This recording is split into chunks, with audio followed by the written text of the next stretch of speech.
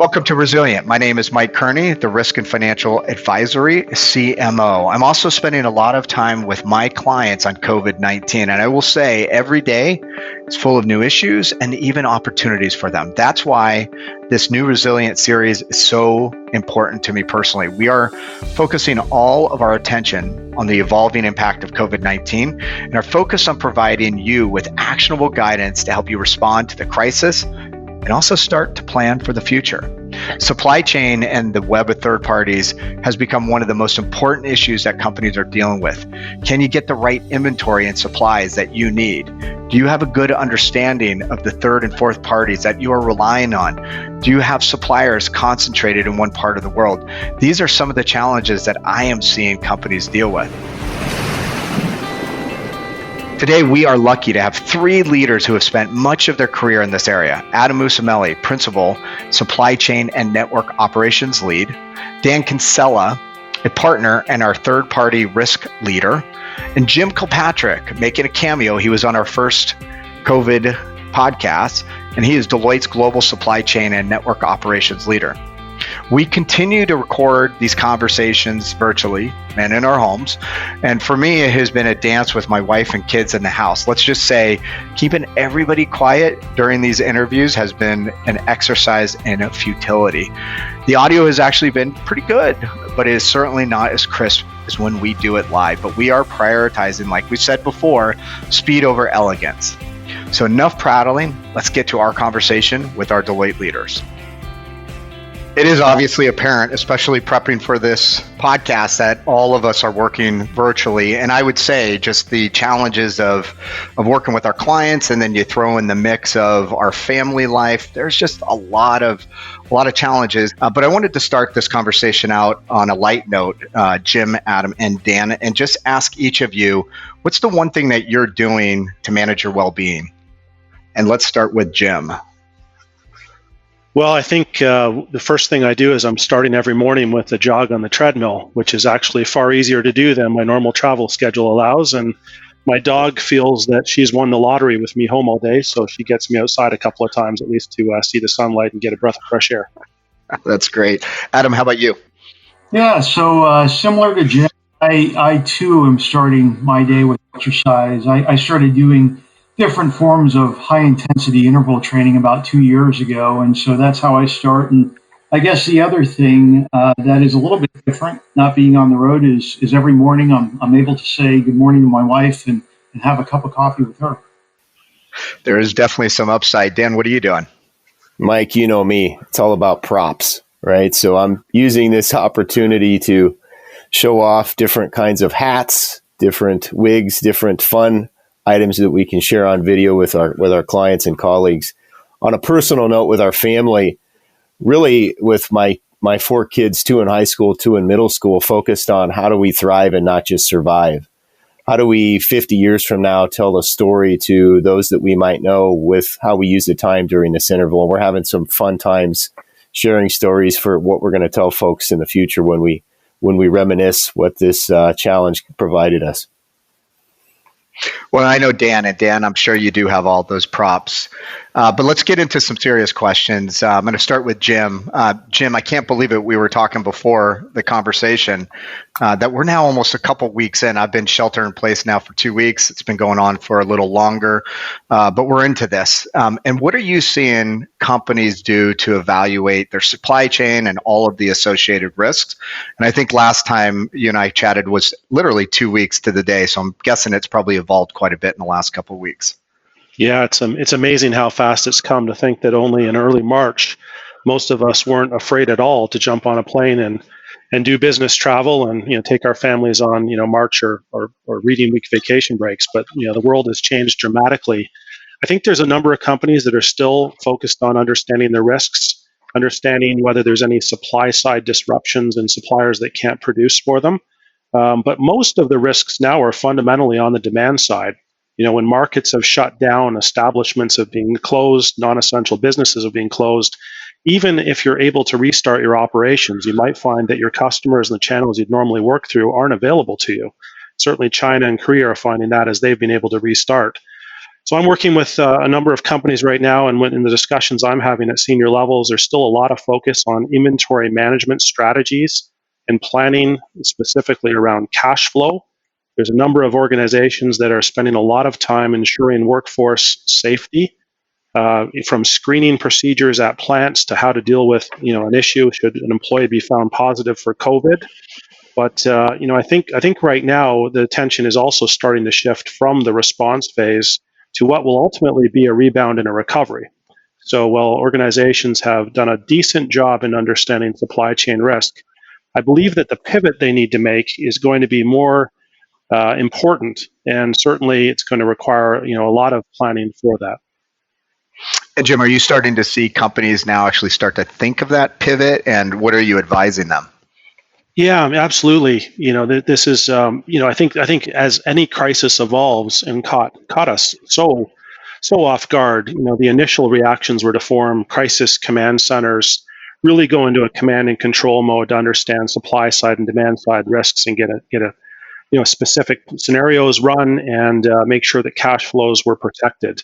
But everybody needs to think about the three phases of any crisis and start to shift their attention appropriately to how to recover, and then ultimately how to thrive. And so what I've seen is that I think that recovery phase is going to be very tricky for companies to manage. There's not going to be an all clear signal globally where people just return to work. The supply chains are going to take a while to resynchronize. There may be some companies that don't make it through this, companies that were precariously positioned from a financial or cash flow state before the crisis happened. There's no shortage of announcements of companies that are in a very precarious state. So restarting supply chains is not going to be easy, and we are going to be in a period of economic contraction. I think that's known now. Obviously, the degree of contraction around the world will vary, but in many countries, they're forecasting 15, maybe 20% GDP contractions. So this isn't about popping back to a world pre-COVID instantaneously. It's going to take a while to get back to the levels of economic activity that many companies are familiar with. Adam, let's go to you. What are you seeing as companies assess their supply chain risks? And really, are there any unexpected steps that you've seen them take? Maybe something that maybe surprised you? Well, so I believe at this point we're now living history where most supply chain managers and executives and just executives across companies are realizing they haven't built the risk management processes and tools required to handle a major event. Which is, something we seem to be reminded of every 4 or 5 years as one comes along.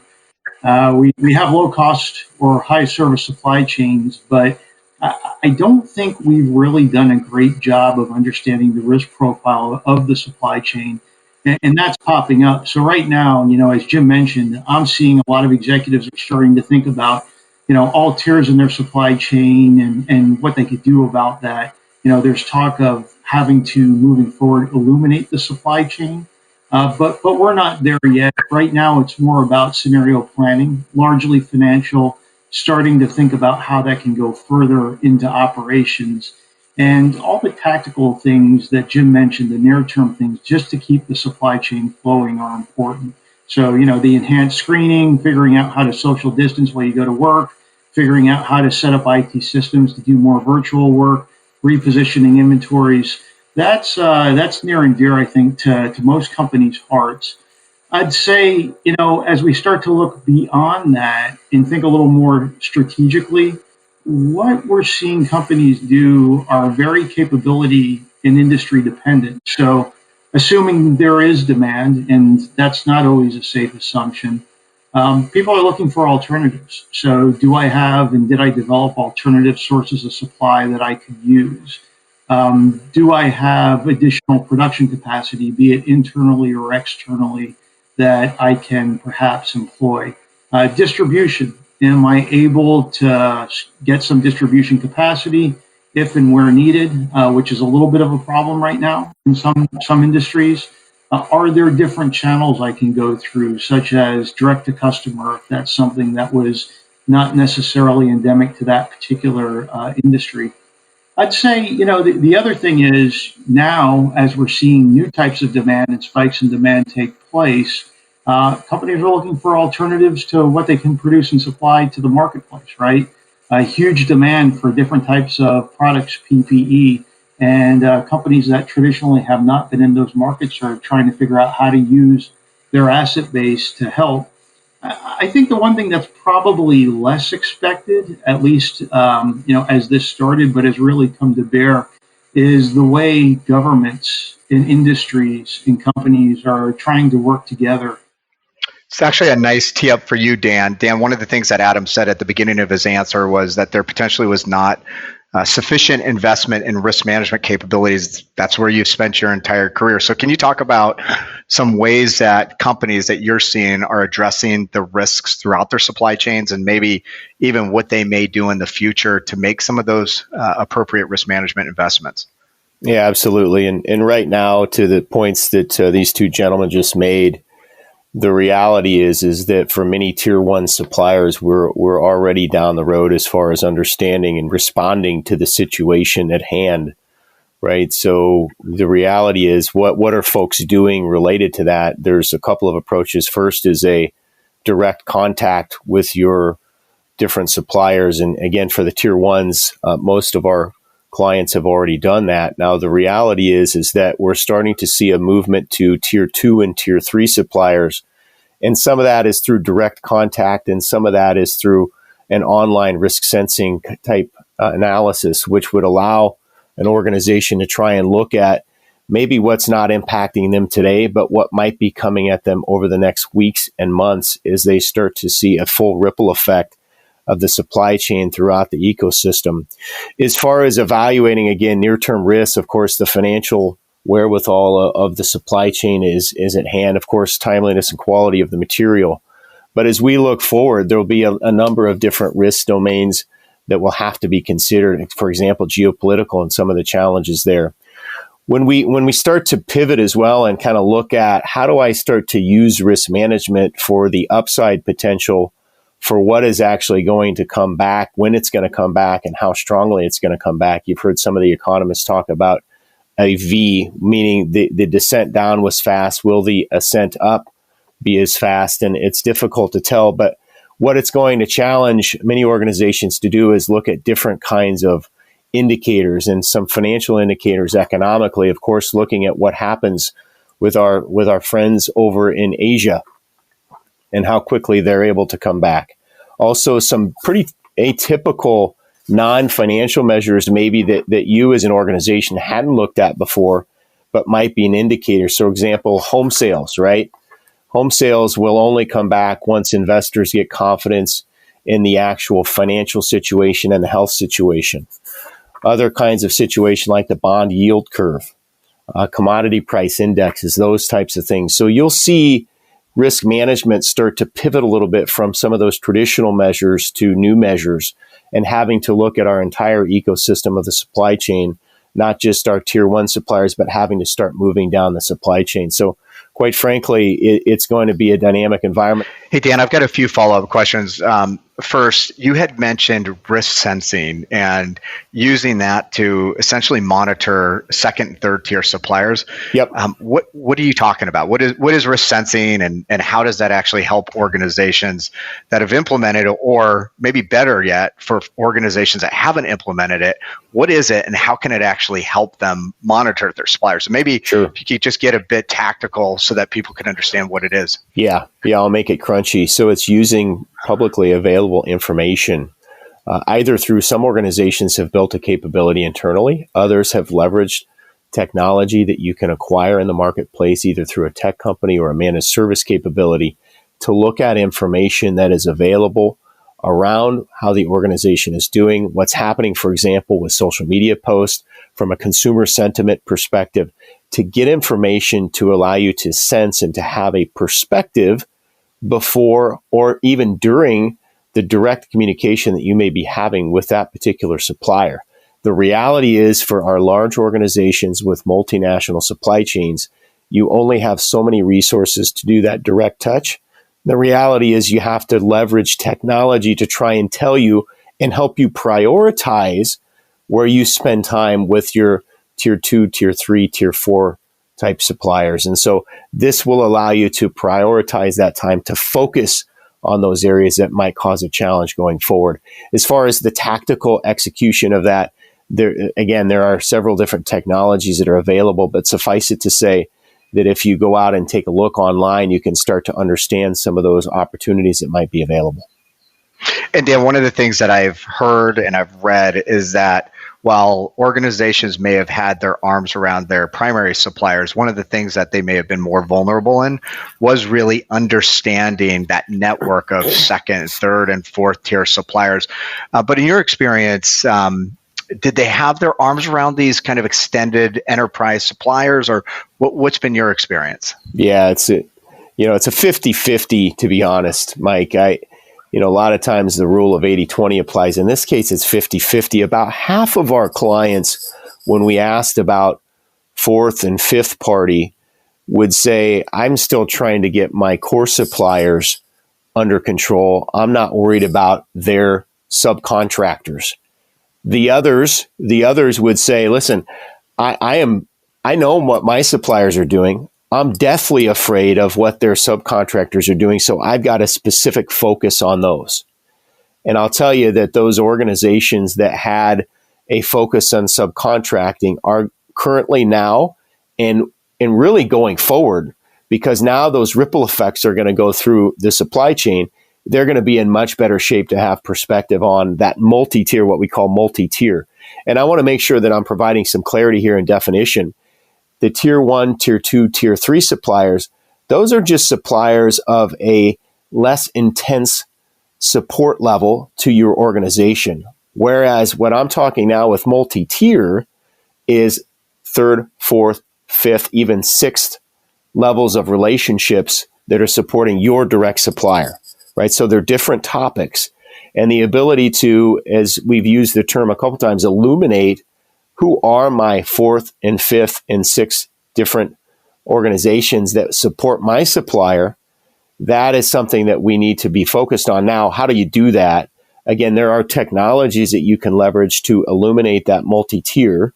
You can also do some very simple things like look at bills of lading with your most critical products and or your outgoing supply chain. Make sure that you understand where and how that particular product has been touched, right? So those are some things really tactically that you can do now if you haven't already come into this with the anticipation of looking at those different multi-tiered organizations that might support your supply chain. So at the end of the day, this is an area that we're now starting to see come in. Immediately in response, we were focused on those tier ones. And now as we start to look at the recovery and anticipating the recovery and hopefully a V-shaped recovery, we're going to really have to understand what additional ripples we may have in our supply based upon those nested relationships. So Adam and Jim, I've got a question for both of you. And the question goes as follows. How are resilient organizations looking ahead and anticipating how to rebound once the crisis moves? And Jim, you talked about this earlier, from respond to recovery. And you touched a bit about this, but you actually have an incredible white paper that I just read that I think whoever hasn't read it should probably download it. And I think starts to get into some of these issues. But what would be your thoughts on that question when we move from respond to recovery? Yeah, great question, Mike. I think there is an important pivot that organizations need to make from responding to the immediate threats of the crisis and understanding risk to starting to prepare for the rebound. And I think that really starts to change how organizations are positioned. And one of the key pivots that I see is moving from a command and control structure to one of central orchestration.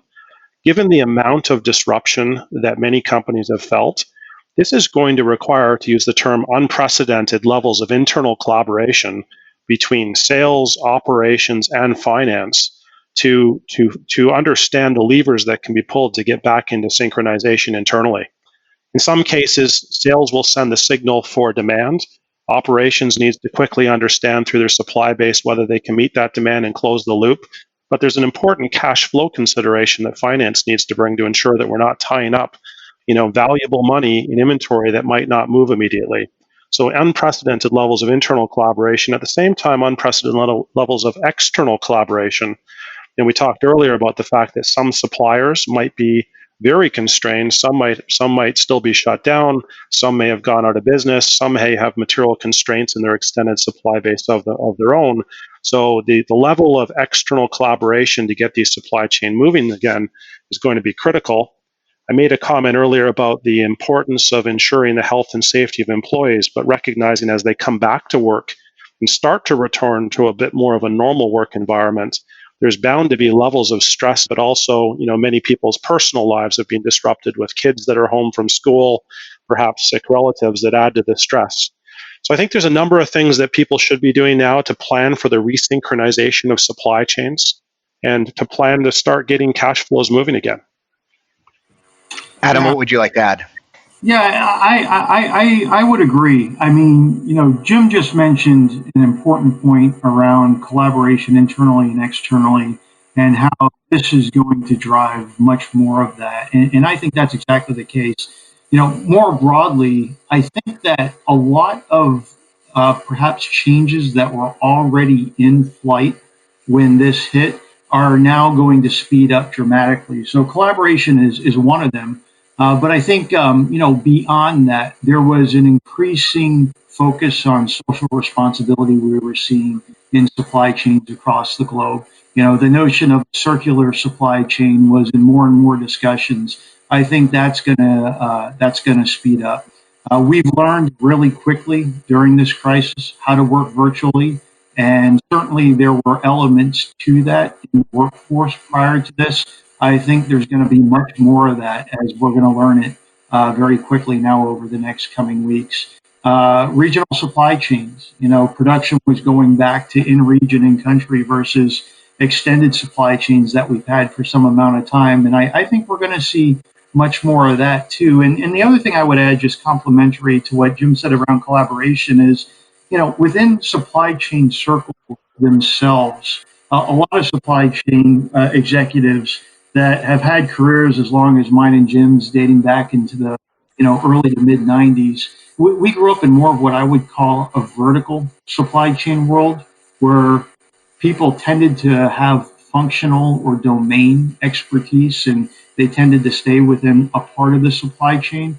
I think what this is showing, and we were moving in this direction, originally, but the notion of more end-to-end supply chain knowledge and how to govern and execute a supply chain end to end is increasingly important. And I think this crisis is going to exacerbate that trend as well. I'm a consumer, and I'm actually learning a lot about supply chain right now. But how do you think COVID-19 and some of these changes that you're talking about, and how it's going to impact company supply chains, how's it going to impact me as a consumer? Do you think I'll see it in the future, or it'll be more behind the scenes and really, not transparent to me? Yeah, Mike, we've had so many experiences over the last couple of weeks, and will over the next couple of weeks, of working in pretty much any good imaginable on an online, easy to order sort of interface, e-commerce sort of business that, historically B2B businesses have lagged what B2C has done. I think enough people are going to be doing this on a routine basis that they're going to want to bring it back to their work and extend it there. Dan, how about you? Yeah, it's pretty interesting when I think from a consumer perspective and what some of the implications will be. And so we've seen a significant amount of panic buying and stockpiling. And as a consumer, when I think about what's going to get me back into the marketplace, doing the things I was doing before, perhaps buying a car, buying a home, buying a significant non-essential product, if you will. And it's really coming down to two things: financial confidence and personal safety. And so what are going to be those steps, if you will, to getting to that level of comfort? And how am I going to feel that safety in order to execute whatever that transaction might be? And so really is organizations, right? And our clients are thinking about, how do I start to gain back the trust? How do I work with our government, both city, state, and local? How do I work with the actual direct marketing piece of that to get back that level of comfort so that I can get my supply chain moving again as it relates to the consumer? So really, Mike, it's pretty interesting when you think about the long-term impacts and how quickly it will come back will be predicated significantly on that kind of mental willingness of the consumer to get back in the game. So you all have talked about some things that are going to happen when we move from the respond to recover. The question I have for you, if you're an executive on and listening to this podcast, and you're like, I hear about all these changes that are coming down the pike, but what are one or two things that I absolutely should be thinking about today? What would you say? Jim, we'll start with you. Well, if you're focused on the thrive phase, I do think, as Adam and I have talked, there's a lot of acceleration that will happen on things that were probably already in motion to some degree. And I think one of the challenges is that, to build a resilient supply chain, we've thought about it physically. And, the concept of having extra inventory or extra capacity, really is a lot of overhead, and it's a tough thing to swallow. But I do believe that today we have information. And so we talk about supply chain flows. We're reminded that, funds follows products, but there's an information flow that is absolutely critical. And if we leverage that information flow, we can better predict and respond in a way that hasn't been possible, only a few years ago. Information enables that end-to-end visibility we've talked about a few times. It's going to be critical to driving end-to-end supply chain synchronization. It's so important, not only in the normal course of business, but in restarting supply chains. And it's going to be very important to making sure we optimize decisions that aren't necessarily just in our own company's best interests, but consider the interests and needs of our ecosystem partners. Adam, how about you? I think that's right. I think that what we're seeing now is going to be a steep change in the gradient of the curve of transitioning from classic vertical thinking to more end-to-end and really network thinking, where we're going to be able to, executives are going to want to be able to understand what's happening across any part of their supply network, how that syncs up with demand, and be able to make a holistic network decision on a dynamic basis when it comes to optimization. I think the informational capabilities are there now, the technical capabilities are there now, and this is pointing to the fact that it can be done, and that's the direction we're going to go. Hey, Dan, you've talked a lot about managing risk. This is once again where you spend your life. You've actually given some really nice ideas about the future, like risk sensing and having better insight into all of your different suppliers. But what's one pragmatic thing that you're recommending to companies that they should be thinking about today?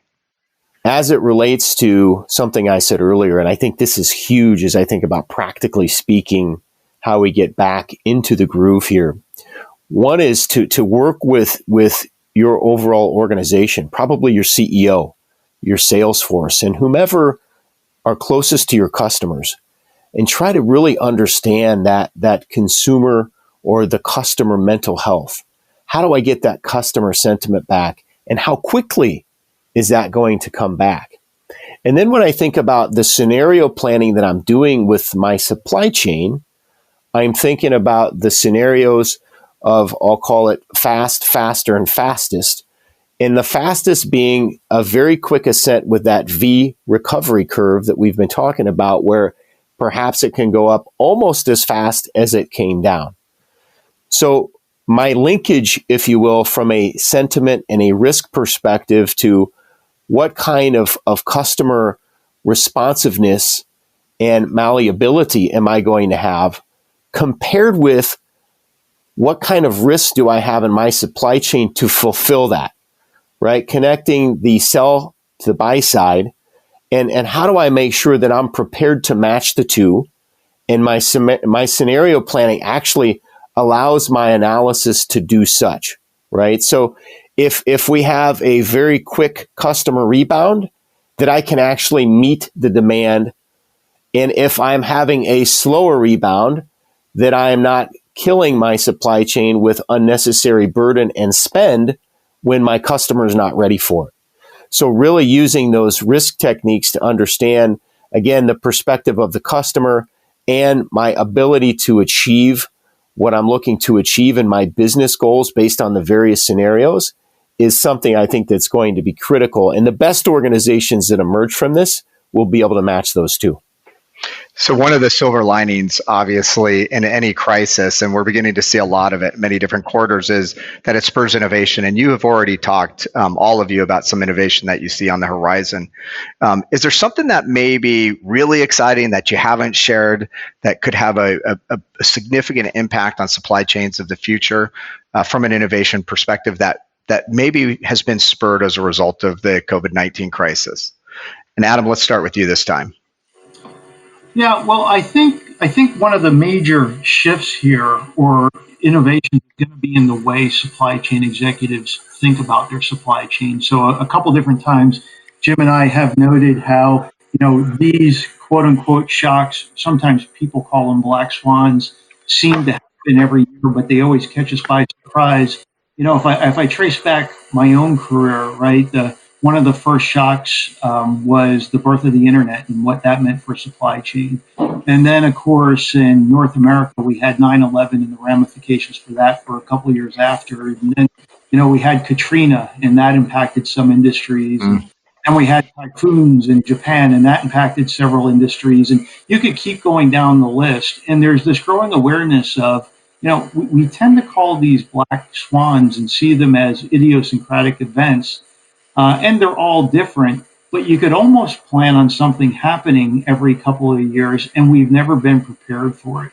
So, in that new line of thinking, how do we start to think with these information tools that Jim's referenced and I've referenced? How do we start to think multi-tiers deep across our supply chains, across our supply networks, and get more resilient and more dynamic so we can better adjust and perhaps even better anticipate?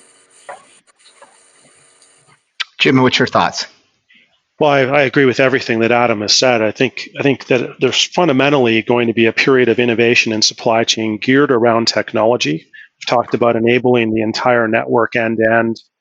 Certainly as we've learned to work from home and experience bandwidth issues, the 5G technology is going to be a key enabler. Adam and I have been spending a lot of time on Internet of Things type solutions where we can connect devices to get better visibility across the extended supply chain. That will be critical. It's amazing what we can do with information today. I can tell you what foot traffic is, in counter service restaurants in real time, which are vital for clients that serve the food service industry today to know, when are bars and pubs and restaurants reopening, and how do they get their supply chain back in motion. Information using AI and machine learning that wasn't available just a few years ago is now available to companies to leverage.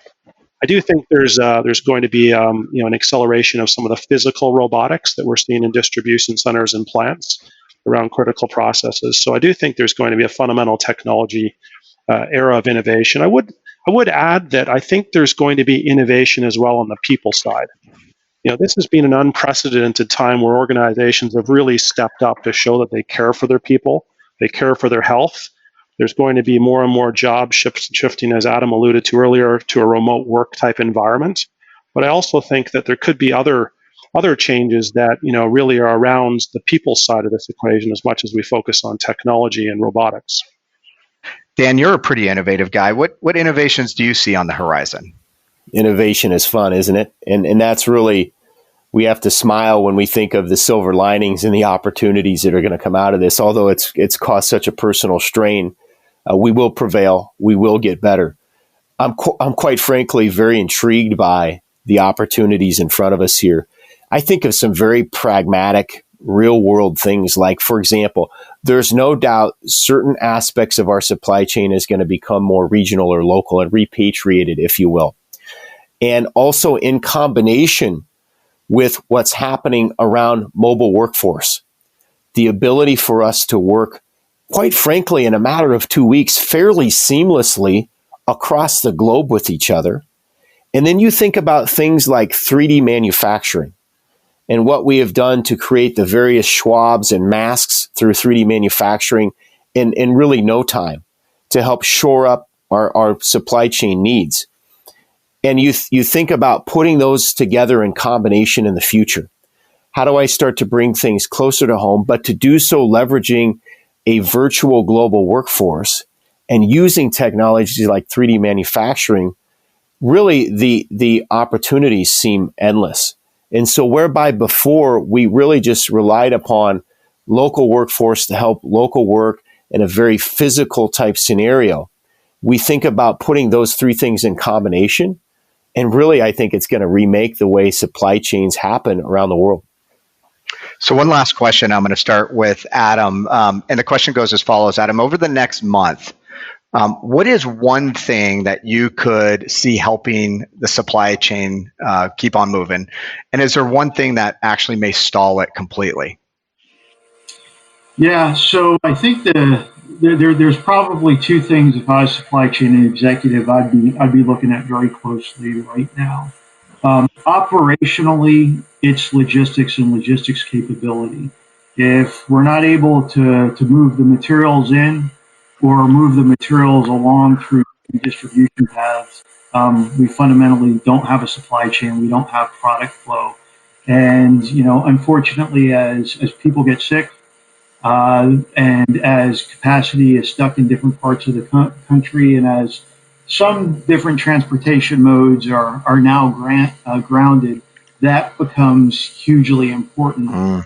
The other piece is really financial, which is cash, and making sure that we're managing our cash flows and helping our companies do that as much as we can. And Jim mentioned that earlier, but that's going to be the lifeblood of companies as we move forward over the next couple of weeks. Jim, what would you have to add?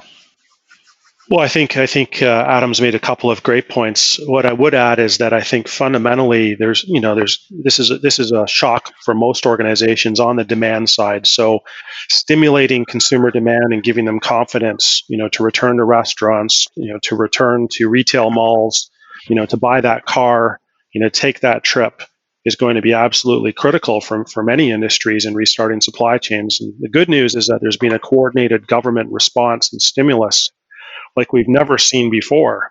But really, we are going to come out of this health crisis with probably a pretty severe recession, according to most estimates. And stimulating demand and ensuring that rebounds quickly is going to be critical to what most people are hoping is a V-shaped recovery. I would say at the same time that the rebound won't happen consistently around the world. This isn't going to be a day where the world declares all clear. While certain geographies are coming back online, other geographies are likely to still be impacted. So they're going to cause a little bit of turbulence. And what I worry about is that the borders remain closed for an extended period of time. It would be quite easy to keep those borders shut. And when those borders are shut, as much as goods can flow through them, it makes it very difficult.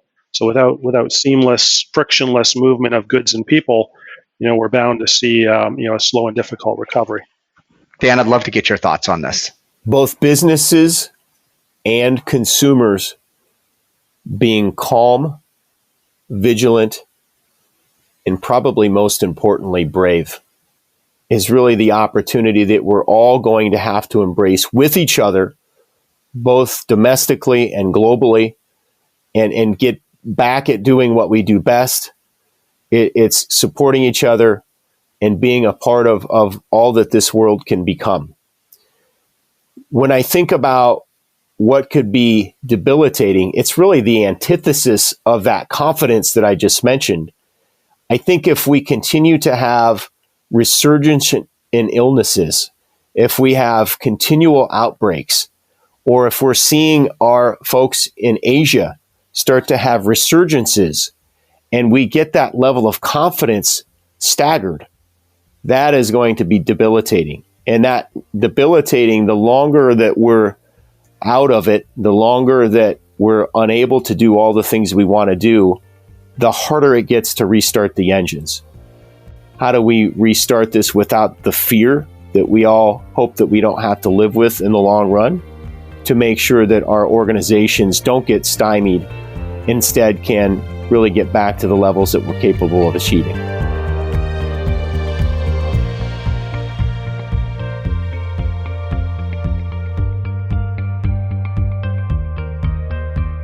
Thank you, Adam, Dan and Jim. This is our 5th set of interviews, literally in 14 days. And we're going to continue with these interviews until it has died down and we have exhausted COVID-19 from every angle. And I've begun to ask the question at the outset of these interviews as to what our guests are doing to take care of themselves. And I think in order for all of us to be successful during the crisis and when we rebound, it is critical that we take care of ourselves. And like I previously shared, I'm getting up early and working out and even meditating before I start work every day. And at the end of the day, I'm eating dinner with my family. That is absolutely a silver lining in everything that we're going through. For more insights across all aspects of COVID-19, look to Deloitte.com. You can find Resilient on Apple Podcasts, SoundCloud, Stitcher, Google Play, and even Spotify. And if you have any stories that you want to hear about, suggest them at Deloitte.com and our Resilient page. Until next time, stay safe and remain resilient.